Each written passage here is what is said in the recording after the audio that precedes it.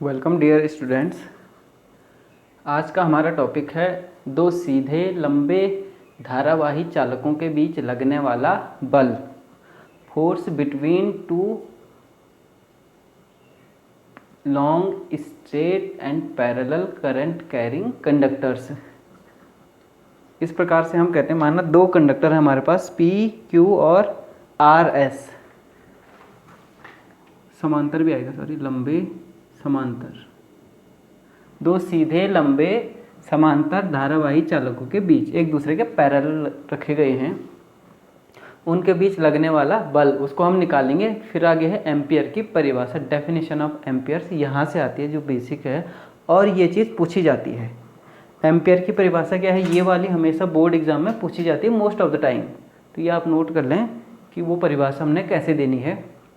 हम कहते हैं कोई बहुत लंबाई के कोई चालक हैं PQRS, और हम कहते हैं सपोज लेंथ, इतनी लेंथ ले रहे हैं हम, PQ equal to RS equal to L length है। माना एक में धारा PQ में I1 है, दूसरे में I2 है, करंट अलग है, दोनों के बीच की डिस्टेंस R है। यहाँ पे आप देख रहे होंगे पहले केस में दोनों में करंट की डायरेक्शन सेम है, यहाँ पे दोनों में करंट की डायरेक्शन क्या है, अपोजिट है, I1 ऊपर I2 नीचे। अब इनके बीच बल लगता है, प्रयोगों द्वारा ये देखा गया कि दो धारावाही चालकों के बीच बल लगता है। अगर इस प्रकार से हमने दो धारावाही चालकों को रख दिया है तो ये दोनों की सेम दिशा हो गई, ये विपरीत दिशा, तो उनके बीच क्या लगेगा, बल लगेगा। अब वो बल कैसे लग रहा है, कितना लग रहा है और उस बल की डायरेक्शन क्या है, ये हम अभी निकालेंगे यहाँ पे, क्योंकि हम पहले पढ़ चुके हैं कि धारावाही चालक पे बल लगता है, सॉरी, धारावाही चालक अगर हम एक चुंबकीय क्षेत्र में रखेंगे तो उस पर क्या लगेगा, बल लगेगा, जिसको हम बोलते हैं F is equal to ILB sine theta. 90 पे रखा है तो F is equal to ILB, F is equal to ILB, L लंबाई पे और B चुंबकीय क्षेत्र में रखा गया, तो इस प्रकार से इस बल को देते हैं। अब यहाँ पे हम निकालेंगे। हम पहले ये भी देखते हैं कि होता क्या है कि जब अगर दोनों चालकों में धारा एक ही दिशा में है तो उनके बीच आकर्षण हो जाता है, और अगर दोनों में धारा विपरीत है तो उनके बीच क्या होता है, प्रतिकर्षण उत्पन्न होता है। ये कैसे होगा, ये हम एक एक करके देखेंगे। अब इससे पहले हमने क्या पढ़ा है कि कोई भी जो करंट कैरिंग कंडक्टर है, या और स्टेट के प्रयोग में भी हमने देखा है कि धारावाही तार या धारावाही चालक के चारों ओर क्या होता है, एक चुंबकीय क्षेत्र होता है। तो इसके चारों ओर इसका चुंबकीय क्षेत्र, इसके चारों ओर चुंबकीय क्षेत्र, दोनों क्षेत्र इंटरैक्ट करेंगे फिर से म्यूचुअली, तो आकर्षण या प्रतिकर्षण लगता है। अब चुंबकीय क्षेत्र की दिशा निकालने के लिए हमारे पास क्या है, दाएं हाथ की हथेली का नियम नंबर 1। हम बोलते हैं पहले ये वाला जो है I1 के कारण जो है चुंबकीय क्षेत्र क्या होगा, करंट की दिशा है ऊपर की ओर, करंट की दिशा ऊपर की ओर है, और चुंबकीय क्षेत्र क्या होना है, अंदर की ओर। करंट ऊपर की ओर है, चुंबकीय क्षेत्र क्या हो जाएगा हमारा,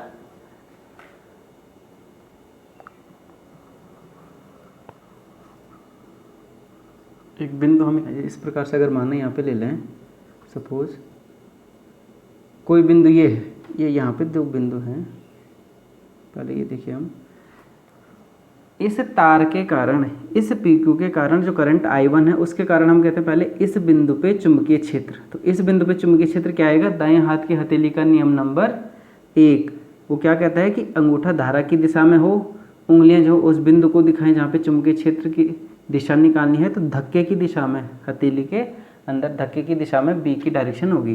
तो देखिए I1 ये धारा ऊपर हो गई, ये बिंदु पे चुंबकीय क्षेत्र निकालनी है दिशा, तो यहाँ पे क्या होगा, धक्का अंदर की ओर, तो यहाँ पे जो हमारा चुंबकीय क्षेत्र होगा वो कैसे होगा, अंदर की ओर।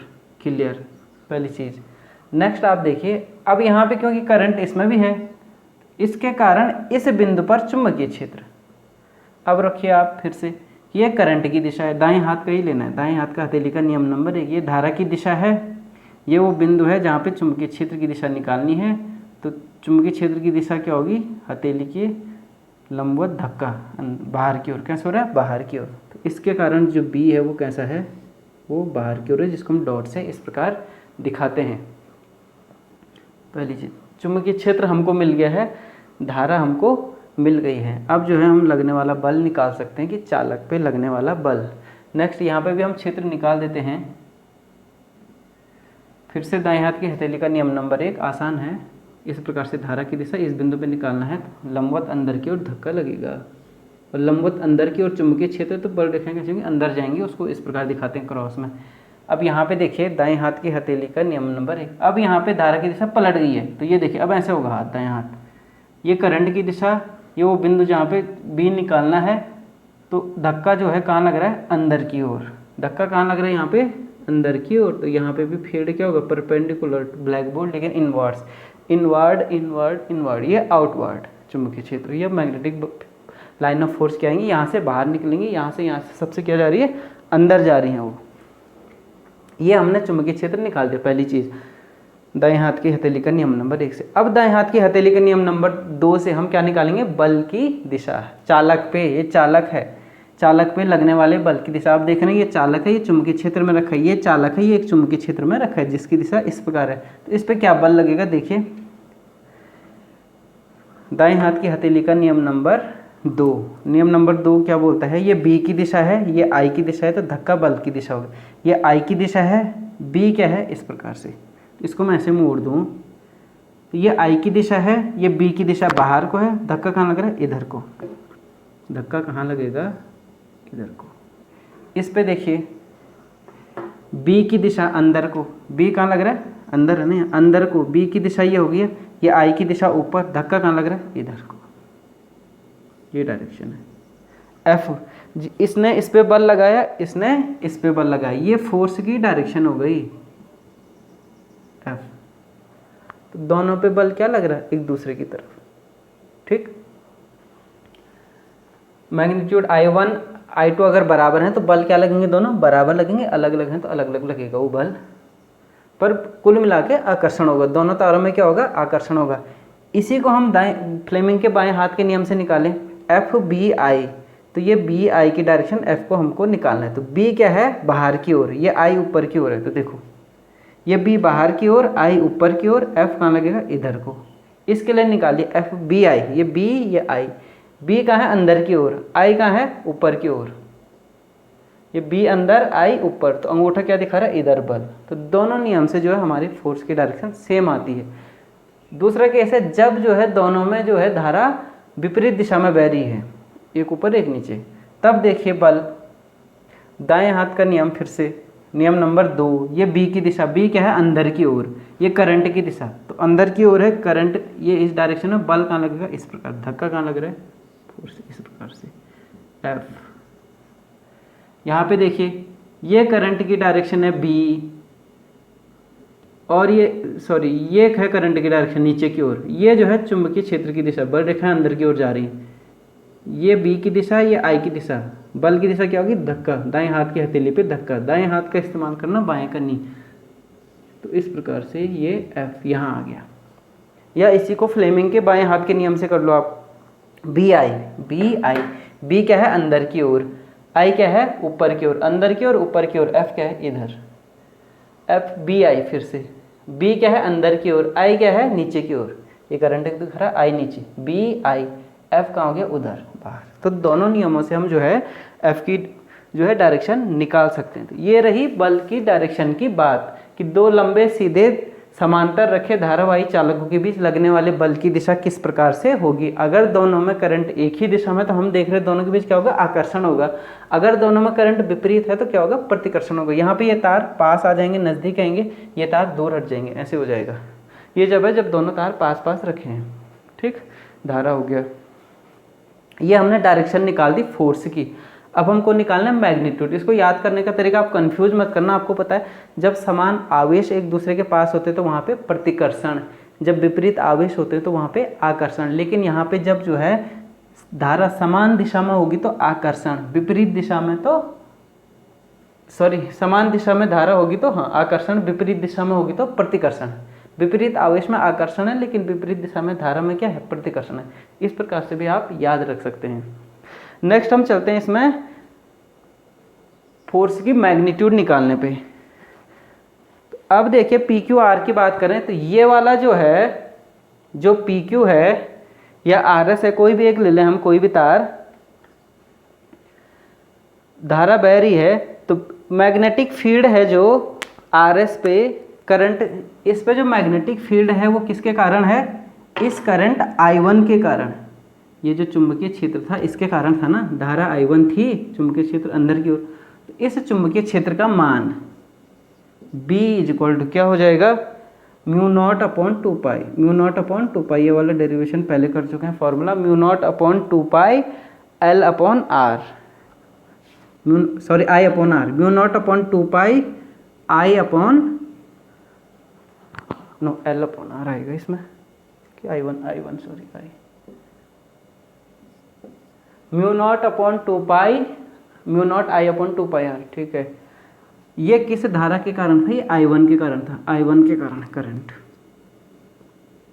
ये देखिए I1 के कारण RS पर स्थित कोई बिंदु पर जो है चुंबकीय क्षेत्र का परिमाण इस प्रकार से दिया, mu naught upon 2 pi I1 upon are.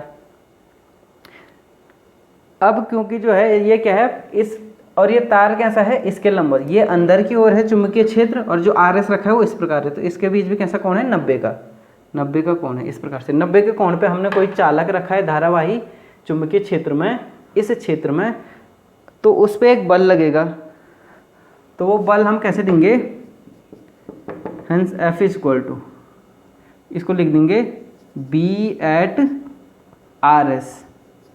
RS पे कोई चुंबकीय क्षेत्र B at RS due to PQ, due to PQ या ड्यू टू I1, ऐसे भी लिख सकते हैं। चुंबकीय क्षेत्र RS पे जो है ड्यू टू I1 लिखो तो ज़्यादा स्पष्ट हो जाएगा।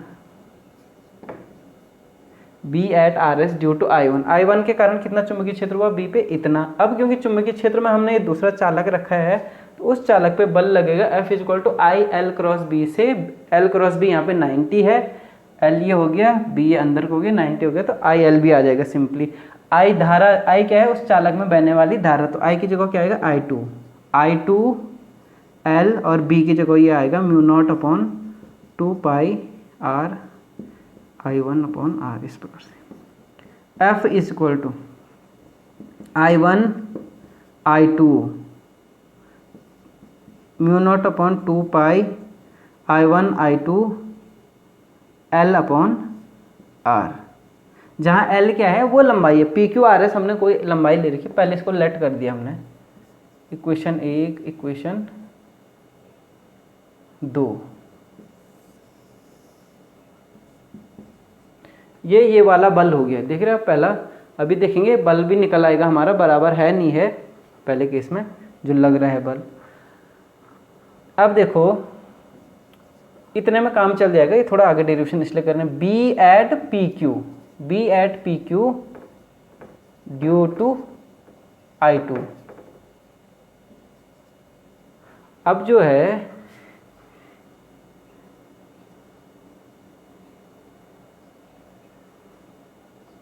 इसको ये समझ, इसको यहाँ पे एक शब्द और लिख दीजिए, F is equal to I L B से, और ये B क्या है, B एट RS, इसको RS भी लिख देंगे, तो RS, इस प्रकार से ज़्यादा क्लियर हो जाएगा। तब हमने RS की वैल्यू वहाँ से रखी है, ठीक। देन B एट PQ, तो B PQ is equal to क्या हो जाएगा, mu naught upon 2 pi R, दोनों की कितनी दूरी पे है, इसके कारण जो है, इस धारा के कारण इस दूरी पे, R दूरी पे जो PQ रखा गया उसके किसी बिंदु पर चुंबकीय क्षेत्र, तो mu naught upon 2 pi into धारा क्या है वो I2 अपॉन R,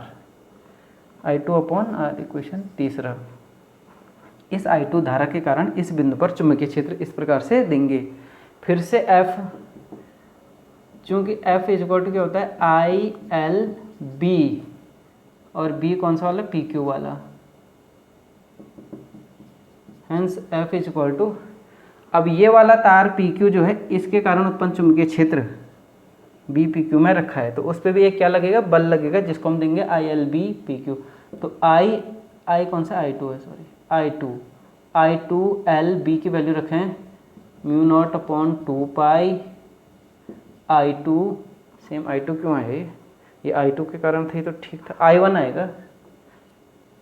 इस चालक में धारा कितनी है, I1, ये देखिए इस वाले चालक में धारा I1 है, तो वो I1 आ गई, इस पे वाला बल निकाल रहे हैं, I1 L B PQ, तो I1 L and I2 upon R, F is equal to, फिर से एक साथ लिखेंगे, mu naught upon 2 pi I1 I2 upon R और इंटू L। इक्वेशन 4, ये देखिए इक्वेशन 1 और इक्वेशन 2 और इक्वेशन 4 से ये बल लग रहा है इस पे RS पे, या FRS भी लिख दो इसको, FRS ड्यू टू I1, और ये बल है FPQ, PQ पे लगने वाला बल। तो इस दो इक्वेशन से, इक्वेशन 2 और इक्वेशन 4 से हम ये देख रहे हैं कि चालक PQ या RS दोनों पे लगने वाला बल क्या है, एक समान है, mu naught upon 2 pi I1 I2 upon R into L, दोनों पे लगने वाला बल क्या है, एक समान है। तो बल का परिमाण क्या आ गया, सेम आ गया, चाहे उनमें धारा बराबर हो या ना हो। ये एक महत्वपूर्ण निष्कर्ष है कि यदि दोनों समांतर धारावाही चालकों के बीच बहने वाली धारा सेम है या अलग अलग है, इससे फर्क नहीं पड़ रहा है, उनके बीच बल क्या आ रहा है, हमेशा सेम आ रहा है। तो ये हमने बल निकाल दिया। अगर ऐसा पूछा जाता है बल निकालिए और सिद्ध कीजिए कि दोनों बल परिमाण में क्या हैं, बराबर हैं, तो इक्वेशन 2 और 4 से क्या होंगे, दोनों बल क्या होंगे, इक्वल हो गए हमारे। ये आप नोट कर लें, फिर आगे चलते हैं। अब हम चलते हैं एम्पियर की डेफिनेशन में। तो बराबर बल से वो जो है एक दूसरे की ओर खींचेंगे और उसी बराबर बल से वो एक दूसरे से दूर जाएंगे। अगर धारा की दिशा विपरीत होगी, एक समान होगी तो आकर्षण हो जाएगा।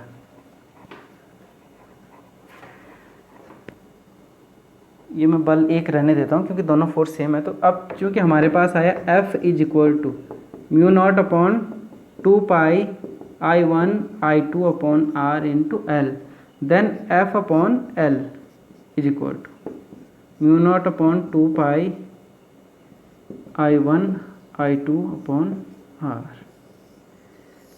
तार की इकाई लंबाई पे लगने वाला बल,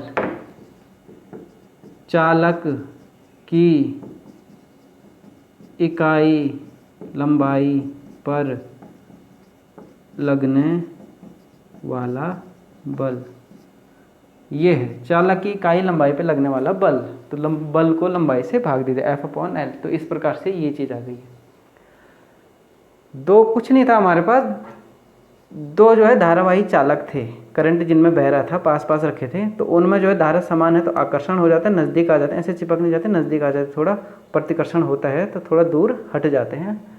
और दोनों बल क्या होंगे, दोनों तारों पे लगने वाले बल या दोनों चालकों पे लगने वाले बल परिमाण में बराबर होते हैं। इकाई लंबाई पे लगने वाला बल इस प्रकार से देते हैं, mu naught upon 2 pi I1 I2 upon R।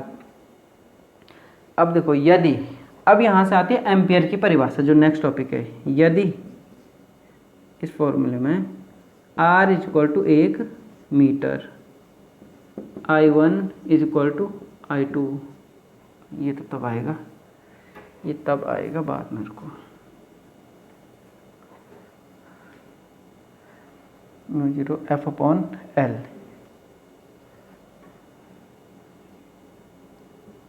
I1 is equal to I2 is equal to क्या कर दूँ मैं, I कर दूँ, ऐसे कर दूँ। तो तब देखो F अपॉन L बराबर क्या आएगा, mu naught upon 2 pi I1 I2 क्या है, इसकी जगह I रख दे तो I into I square upon R की जगह क्या आएगा, 1 मीटर, 1 आ गया। अब 1 एम्पियर की परिभाषा देनी है, I बराबर क्या रखना है, 1, I बराबर हम 1 रखेंगे या 1 एम्पियर होना है I बराबर, तो वो परिभाषा किस प्रकार देंगे। एक चीज़ और नोट करें कि म्यू नॉट इक्वल टू क्या होता है, 4 पाई इंटू 10⁻⁷, 4 पाई इंटू 10⁻⁷, ये है म्यू नॉट अपॉन 2 पाई, पाई से पाई कैंसिल हो जाएगा, ये कितना है,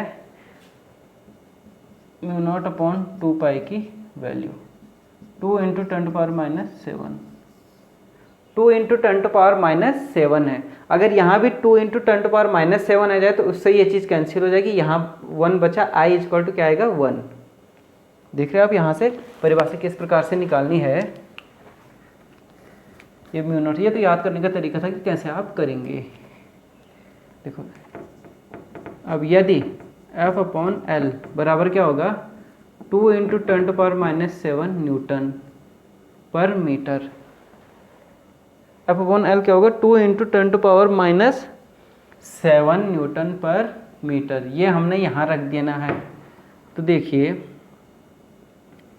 2 × 10⁻⁻7 यहाँ हो जाएगा। μ0/2π का वैल्यू क्या है 2 × 10⁻�7 ये है, ये 1 हो गया, ये हो गया I², ये कैंसिल हो गया। I² = 1, हेंस I = 1 क्या 1 एम्पियर, मात्रक एम्पियर।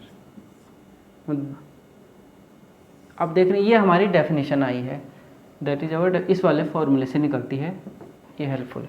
तो 1 एम्पियर की परिभाषा क्या हुई, ये निर्वात या वायु में रखे, μ0 की बात है तो μ0 किसके लिए होता है, निर्वात या वायु के लिए, अदरवाइज म्यू आएगा या μr आएगा। यदि जो है दो सीधे